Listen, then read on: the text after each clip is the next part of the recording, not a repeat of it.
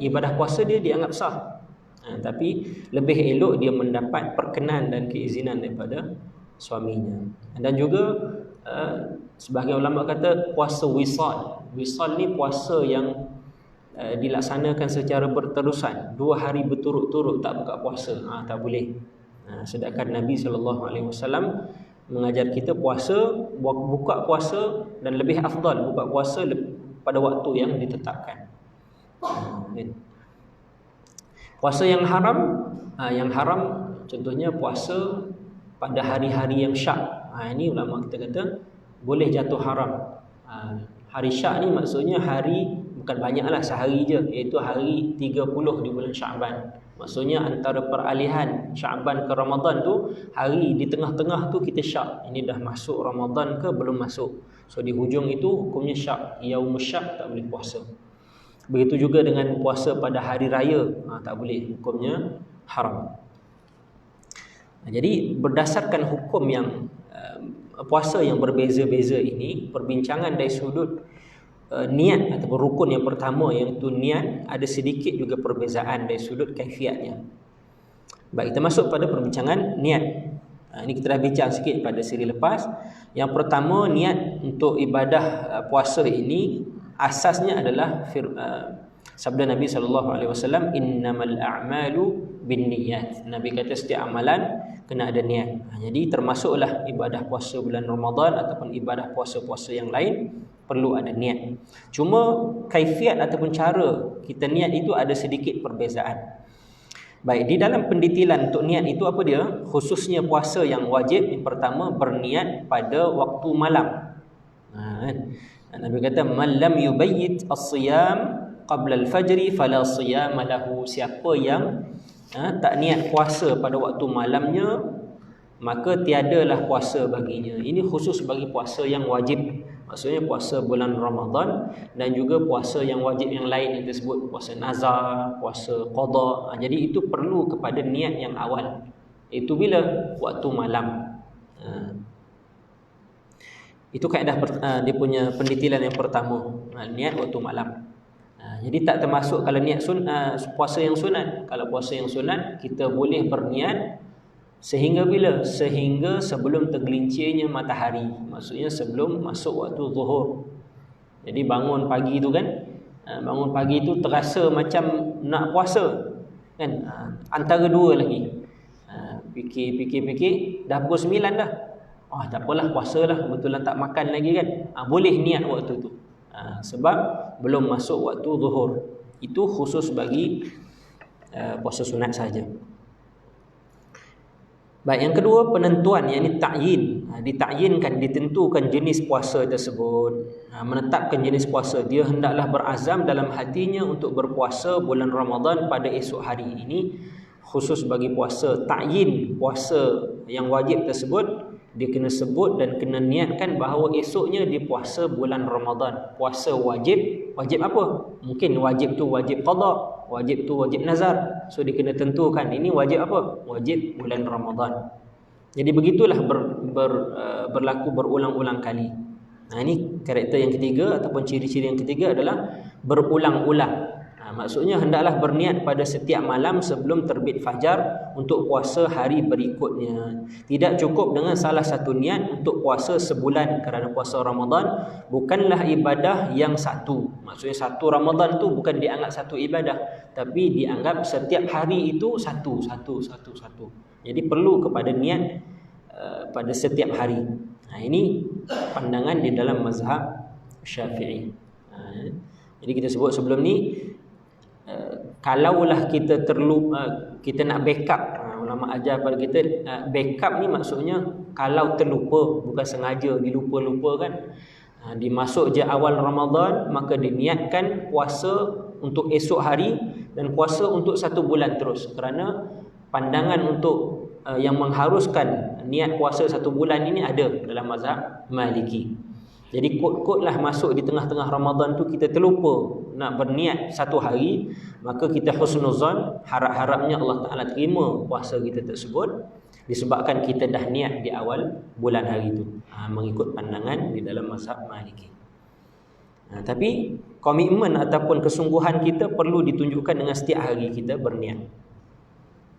Mengenai puasa sunat, niat tidak disyaratkan pada waktu malam dan tidak perlu ditentukan. Ini kita sebut tadi. Baik, itu yang pertama, iaitu berkenaan dengan niat. Rukun yang kedua iaitu menjauhi perkara yang membatalkan puasa. Maksudnya kalau niat saja, tapi tengah-tengah puasa tu dibuat perkara-perkara yang membatalkan puasa, itu dianggap perkara yang merosakkan puasanya. Kan? Kadang kita niat dah betul dah, tapi perkara yang dibuat itu membatalkan puasa. Cuma di sini para ulama membahagikan dua kategori batal puasa tu. Setengah kitab fiqh dia panggil mubtilat. Mubtilat itu perkara yang membatalkan puasa. Satu lagi dia kategorikan sebagai dia muhbitat. Muhbitat ni habitat. Habitat ni maksudnya penghapus, menghapuskan dosa. Maksudnya ada kategori yang membatalkan puasa dari sudut hukumnya. Dipanggil hukman atau hissan. Hukman maksudnya batal terus puasa dia. Dari sudut kerohanian, dari sudut batinnya, ada perkara yang kita buat puasa tu tak batal, tapi dia menghilangkan pahalanya. Jadi dia ada dua kategori perkara yang merosakkan puasa. Satu perkara yang merosakkan pahala puasa, satu yang merosakkan puasa tu secara fizikal dia. Maksudnya terbatal puasa. Jadi perkara yang membatalkan pahala tu tak dihuraikan secara detail di dalam kitab fiqh ini. Kitab Fiqhul Manhaji ini. Sini dia hanya fokus pada perkara yang membatalkan dari sudut hukum saja. Kalau dari sudut pahala tu yang kita pun selalu dengar masuk di bulan Ramadan, banyak kita diingatkan, para asatizah kita ingatkan tentang perkara-perkara yang apabila kita buat dia mengurangkan pahala.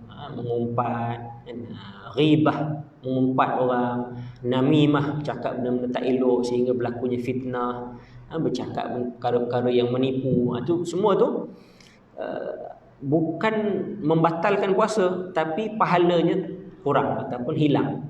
Disandarkan kepada satu hadis Nabi kata, ada orang yang berpuasa tapi dia tak dapat apa-apa, melainkan dia dapat pahala, dia dapat dahaga dan lapar sahaja. Ini maksudnya apa?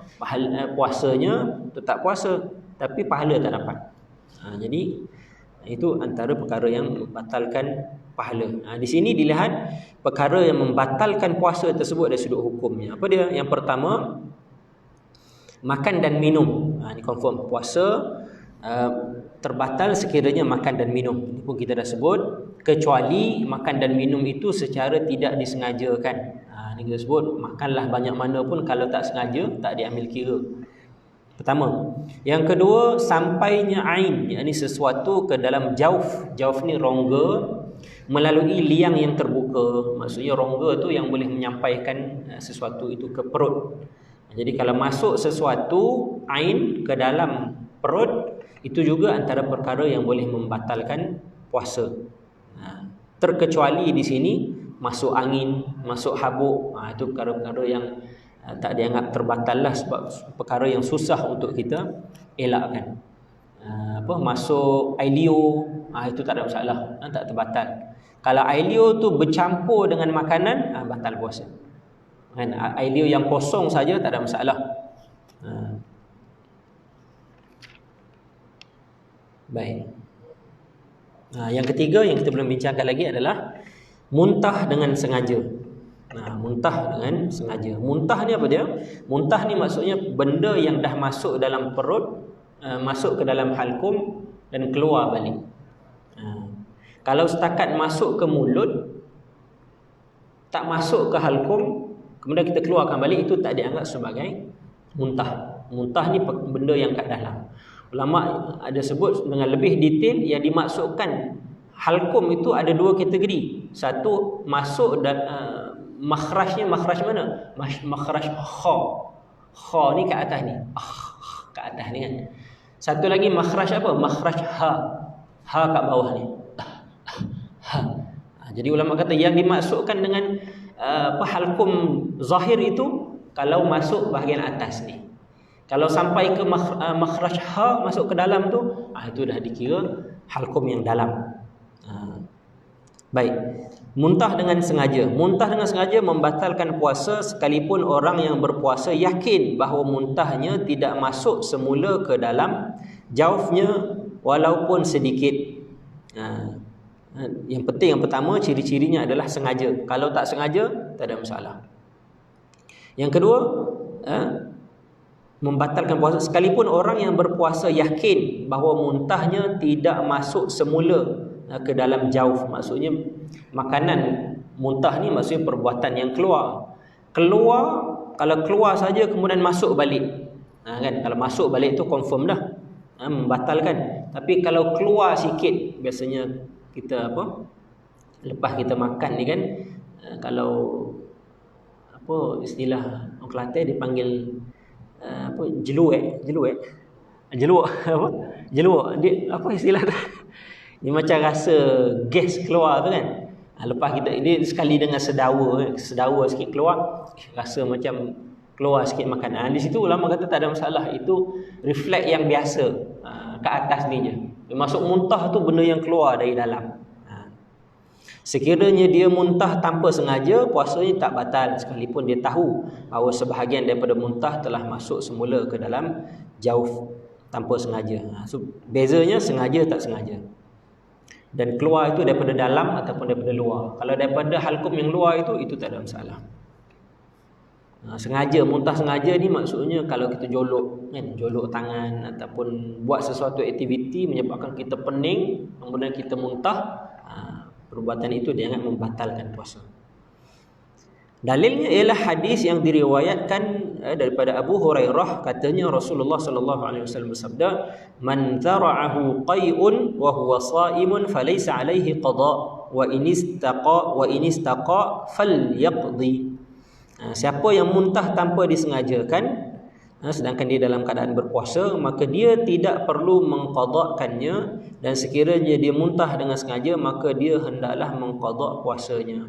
Jadi jelas muntah dengan sengaja menyebabkan puasanya terbatal dan dia wajib untuk qada. Nanti akan ada satu perbincangan sesuatu perkara yang boleh dianggap membatalkan puasa, kemudian dia dituntut untuk qada sahaja. Ada yang dituntut untuk qada dan bayar fidyah. Ada yang dituntut untuk bayar fidyah saja. Nanti kita akan tengok kemudian dalam kita kesan kepada pembatalan puasa. Ini sekarang ni kita bincang tentang perkara yang membatalkan puasa yang perlu kita hindari. Muntah dengan sengaja. Baik, yang seterusnya, yang keempat, bersetubuh dengan sengaja walaupun tanpa keluar air mani. Dalilnya daripada firman Allah Subhanahu wa taala, "Wa kulu washrabu hatta yatabayyana lakumul khaytul abyadu minal khaytil aswad minal fajri thumma atimmus siyama ilal lail wa la tubashiruhunna wa antum aakifuna fil masajid." Makan serta minumlah hingga nyata kepada kamu benang putih. Benang putih itu maksudnya cahaya putih lah waktu pagi. Dari benang hitam, iaitu waktu kegelapan malam. Maksudnya makan tu garisan dia yang membezakan dia adalah apabila naik warna putih, itu menunjukkan fajar. Kemudian sempurnakanlah puasa itu sehingga waktu malam, iaitu waktu maghrib. Dan janganlah kamu setubuhi mereka ketika kamu sedang beriktikaf di masjid. Jadi larangan pada ayat ini bukan hanya larangan bersetubuh di masjid saja, tapi nak bagi tahu waktu kamu berpuasa tidak boleh mendatangi isteri. Ini waktu siang lah. Kalau waktu malam tak ada masalah. Waktu siang hari, antara perkara yang membatalkan puasa juga adalah bersetubuh.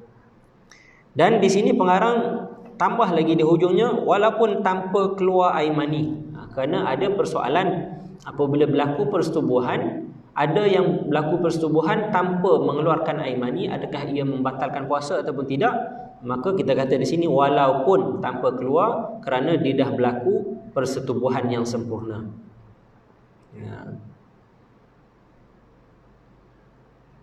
Maksud fajar ialah cahaya yang terbit dengan terang di ufuk langit, dan dan dengan itu berakhirlah waktu malam dan bermulalah waktu siang. Jadi itu Dia punya istilah dia. Sekiranya dia bersetubuh dalam keadaan lupa, maka ia tidak membatalkan puasa. Tak boleh imagine lah kalau terlupa macam mana kan. Mungkin mengigau ke apa ke, berlaku persetubuhan tanpa disengajakan, maka tak ada masalah. Hukum ini dikiaskan kepada makan dan minum bagi orang yang terlupa. Baik, kena bezakan di sini. Pertamanya dari sudut persetubuhan itu membatalkan puasa. Satu keadaan, orang yang berada di dalam keadaan hadas besar kerana persetubuhan itu tak membatalkan puasa. Sebab ada orang tanya, berlaku persetubuhan waktu malam. Jadi dah bangun-bangun terlepas waktu subuh. Jadi dia tak sahur lah, tak sempat sahur, tapi dia terus niat puasa.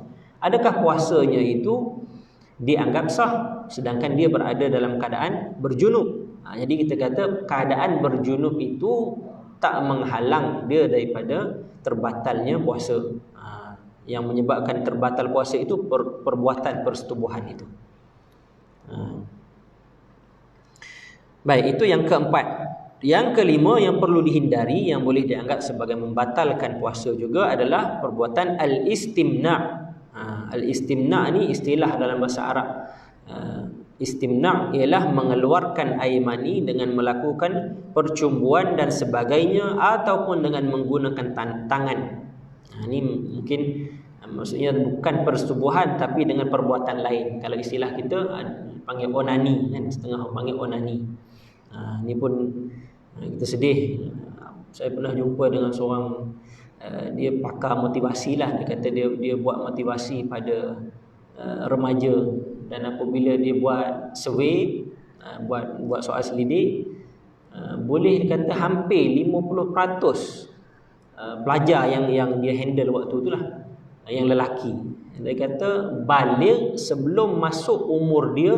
Disebabkan apa? Sebabkan onani. Jadi ini kita kata satu perkara yang perlu diberikan tumpuan dan perhatian lebih, khususnya anak lelaki lah. Kan saya pun anak kecil lagi, tapi risau. Sebab apa? Sebab sekarang ni satu pengaruh kawan lah kalau pergi ke sekolah, satu lagi dengan gadget, dengan tengok TV kan. Sebab rangsangan syahwat tu kadang-kadang, sebab tu hikmahnya Nabi kata masuk umur balik kena asingkan. Sebelum umur balik tu lagi kena asingkan tempat tidur laki perempuan. Sebab apa? Sebab umur-umur itu dia dah ada rasa dah. Ada rasa dah laki perempuan.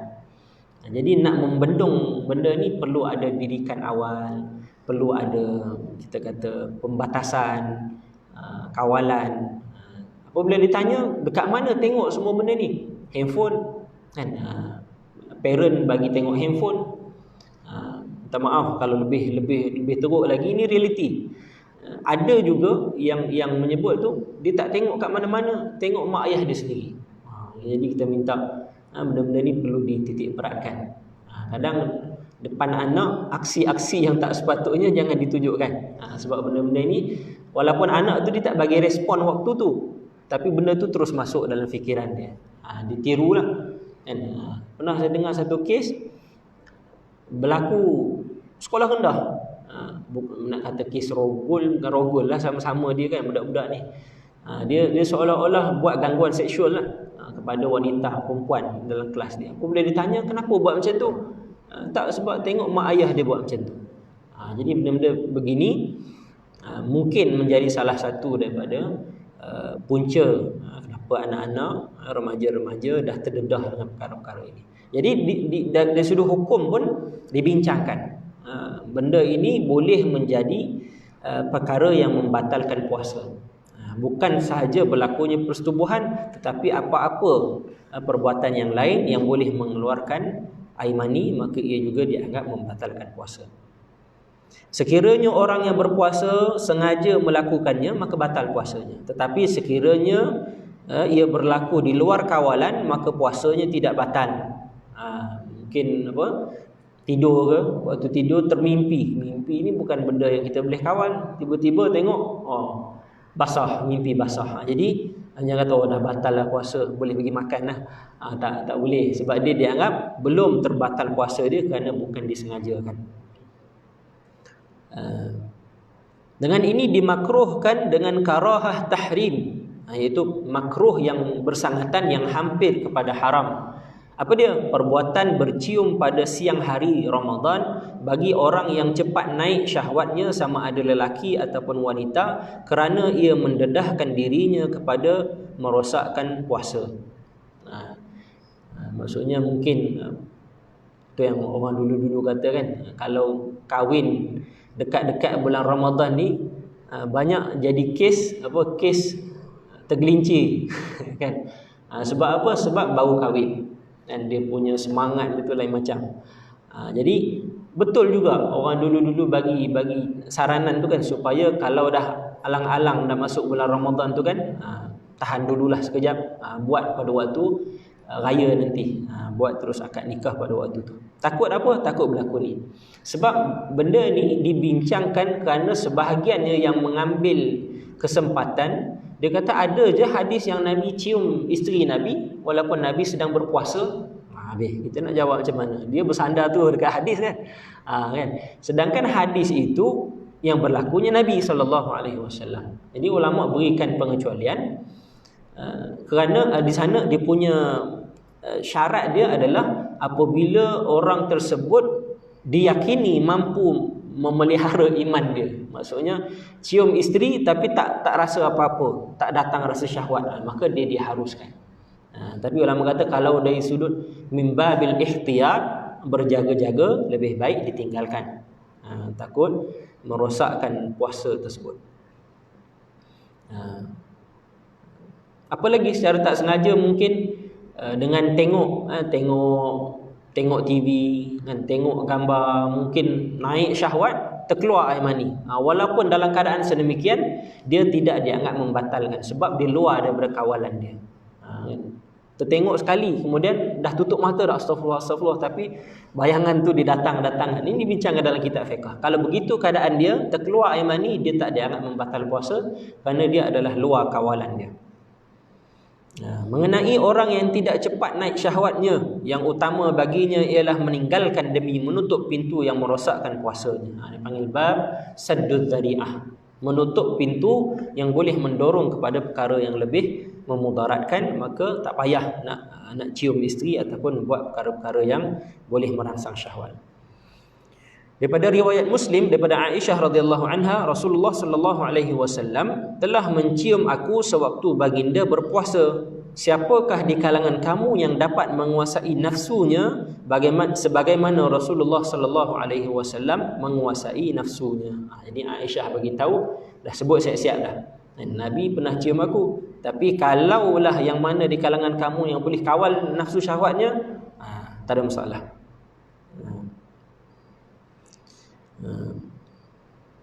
Para ulama berkata, maksud kata-kata Aisyah radhiyallahu anha ialah sepatutnya kamu menjauhi daripada bercium dan jangan menyangka bahawa diri kamu adalah seperti Nabi SAW yang boleh melakukannya. Ini kerana baginda mampu menguasai dirinya dan dapat dijamin apabila baginda mencium dan tidak menyebabkan keluarnya air mani ataupun naik syahwat ataupun naiknya nafsu dan seumpamanya, sedangkan kamu tidak ada jaminan terhadap perkara itu.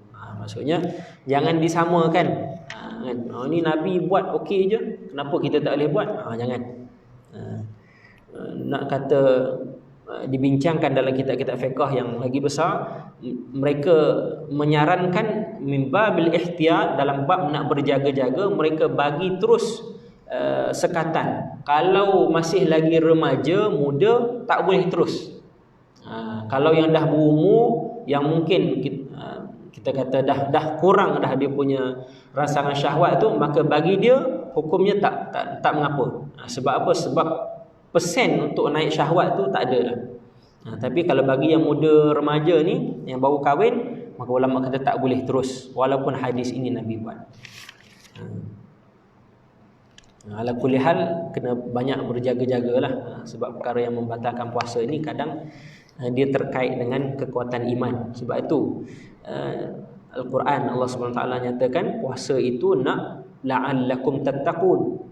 Kan, bukan setakat nak pastikan puasa itu cukup rukun saja, tapi nak membentuk satu sifat takwa. Jadi kalau dia hanya memelihara rukun-rukun yang zahir saja, tanpa dia memelihara rukun-rukun yang bersifat dalaman, batin, maka tak capailah matlamat la'allakum tattaqun. Baik, seterusnya, apakah perkara yang perlu dihindari lagi yang mana dianggap boleh membatalkan puasa? Yang ke-6 adalah haid dan nifas. Haid dan nifas merupakan keuzuran yang menghalang sahnya puasa. Yang ni kita tak boleh nak kawal lah. Cuma kalau berlaku datang haid, datang nifas, maka faham seseorang itu tidak boleh berpuasa. Sekiranya wanita yang berpuasa keluar haid ataupun nifas pada sebahagian daripada siang, maka batallah puasanya. Dia wajib mengqada puasa hari tersebut. Kan? Bangun sahur elok lagi, tak keluar haid lagi, puasa pagi, tengok-tengok selepas zuhur baru terasa ada darah keluar, darah haid, maka bermula daripada zuhur itu dia dah tak boleh teruskan berpuasa. Maksudnya dia dah dianggap terbatal, dan puasa pada hari tersebut hendaklah diganti. Bagi orang yang haid, puasa kena ganti.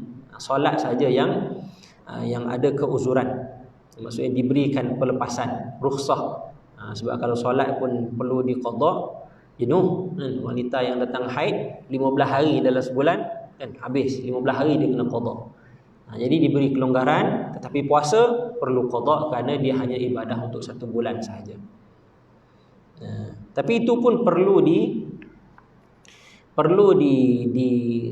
disemak ataupun perlu kita kata cek betul-betul. Kan dari sudut betul ke tak betul darah yang keluar itu adalah darah haid ataupun bukan, darah istihadah. Kalau darah istihadah masih lagi perlu berpuasa. Ini antara perkara yang disebut dalam kitab fiqh, antara perkara yang boleh menyebabkan wanita itu menanggung dosa yang banyak. Sebab apa? Sebab dia sendiri confused dengan kitaran haid dia. Dipanggil wanita yang mutahayyirah. Mutahayyirah ni maksudnya yang heran, kebingungan dengan kitaran haid dia. Waktu lain okey, kalau dia bingung ke dia tak pasti ke, okeylah, sebab dia tak ada kaitan dengan ibadah yang penuh. Tapi masuk je bulan Ramadan, kalau dia masih lagi was-was, maka macam mana dia nak hukum tu? Keluar darah je, ini dah period ni, maka tak payah puasa. Kan setiap hari keluar period lebih 15 hari habis. Contoh keluar darah 20 hari, 20 harilah dia tak puasa, dan 20 hari itu dianggap haid. Sedangkan haid itu maksimumnya 15 hari je. Kan? Jadi perlu ini ilmu khusus lah, bukan setakat wanita saja perlu mahir, kadang lelaki pun perlu ada ilmu ni, sebab untuk bimbing isteri, bimbing anak. Paling kurang dia punya kaedah dia tu. Kalau nak kita bincangkan memang detail lah, tapi ada beberapa formula yang kita perlu faham. Mungkin saya pernah buat satu bengkel dalam setengah jam, 1 jam tu dah boleh selesai, kita dah boleh pegang dah kaedah tu kan. Paling kurang kita tahu kalau dah keluarnya 20 hari, confirm dah ini bukan sepenuhnya. Keluar daripada 1 hari bulan, berhenti 20 hari bulan. Adakah kita nak kira 1 hingga 15 itu haid, 16 hingga 20 itu istihadah? Tak semestinya. Tapi ramai orang fikir macam tu. Dan keluar darah haid 20 hari. Ustaz, macam mana ni? 5 hari yang berbaki tu bukan haid ke? Ya, bukan haid, istihadah. Tak semestinya. Boleh jadi jawapan tu salah. Sebab apa? Sebab perlu disemak dengan kitaran haid yang sebelumnya. So kita kena tanya dulu. Keluar darah haid, okey, 20 hari. Bila period yang sebelumnya? Last suci bila? Dia kata 15 hari bulan lepas. Ini 1 hari bulan keluar darah, 15 hari bulan ataupun 20 hari bulan lepas. Contohlah kalau kata sekarang ni bulan 8 kan, bulan 8, 1 hari bulan 8 keluar darah haid. Period yang terakhir dia adalah bersihnya pada 20 hari bulan 7. Jadi 20 hari bulan 7 dia dah berhenti haid, so dia bersih 21, 22, 23, 24 sampai habis bulan. So dalam kiraan 10 hari. So kalau keluar darah pada 1 hari bulan 8, darah itu tak dinamakan darah haid lagi. Sebab kitaran suci itu 15 hari. Peninglah. Kan? Dia basicnya 15 hari haid, 15 hari bersih. Tapi 15 hari bersih tu itu paling sikit. 15 hari haid itu paling banyak. Jadi kalau orang tu dah keluar haid 15 hari, dia memerlukan 15 hari lagi untuk hari bersih. Jadi kalau dalam kes tadi 20 hari bulan lepas dia start bersih, maka maksimum 15 hari dia bila? 5 hari bulan 8 ni. Jadi kita kena hukum apa? Kena hukum 1 hingga 5 hari bulan itu bukan haid, itu istihadah. Jadi yang dikira haidnya bila? 6 hingga 15 hingga 20. Jadi tersalah bagi fatwa, salahlah dari sudut hukumnya. Jadi itu perlu kepada ilmu berkenaan dengan haid dan juga nifas lah. Nifas okey, tak ada masalah, senang nak faham sebab dia selepas bersalin. Jadi haid dan nifas antara perkara yang menghalang seseorang itu berpuasa. Itu ceritanya kalau datang haid tengah-tengah hari, so dia kena stop, dianggap kena qada hari tersebut. Tapi kalau sebaliknya, dia sedang haid, masuk je bulan Ramadan, contohnya masuk hari pertama bulan Ramadan tengah hari,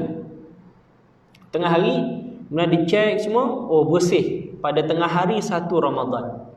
Jadi apa dia kena buat? Dia still kena qada lah hari tersebut, tapi dia disunatkan untuk terus berpuasa hingga ke maghribnya. Maksudnya daripada pagi dia makanlah sebab dia tak puasa, dia haid. Tapi sampai ke tengah hari ataupun ke petang tu, sebelum asar tu dia dah confirm, oh ni bersih dah cukup dah harinya, maka sunnah baginya untuk teruskan berpuasa sehingga ke maghrib. Dan puasa hari tersebut perlu diqada. Satu hadis yang diriwayatkan daripada Abu Sa'id Al-Khudri radhiyallahu anhu, Rasulullah sallallahu alaihi wasallam bersabda tentang wanita dan baginda telah ditanya sebab kurangnya agama bagi wanita. Baginda menjawab, bukankah apabila dia sedang haid dia tidak sembahyang dan puasa. Maksudnya ada seorang wanita ni dia datang, mungkin ditanya berkenaan dengan puasa lah, perlu tak puasa pada kalau dia haid. Jadi Nabi tanya balik, bukankah apabila seorang itu sedang haid dia tidak perlu sembahyang dan juga tidak perlu berpuasa.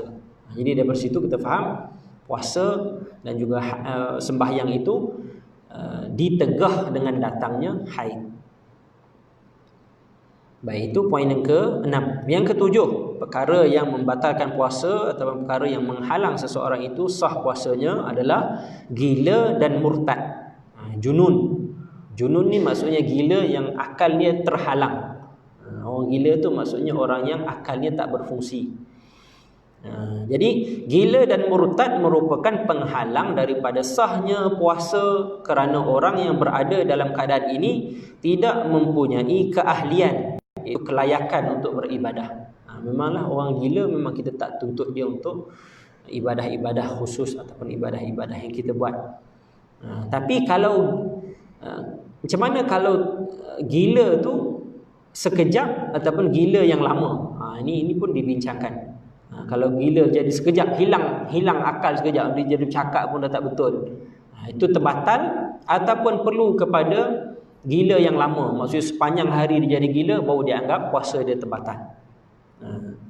Maka ulama majoriti mengatakan bahawa kalau gila tu sekejap sekalipun dia dah dianggap terbatal puasa dia, sebab dia dianggap hilang akal ataupun hilang taklifan untuk berpuasa. Sebab kita sebut di awal, syarat sah seseorang itu berpuasa ialah seseorang itu baligh aqil.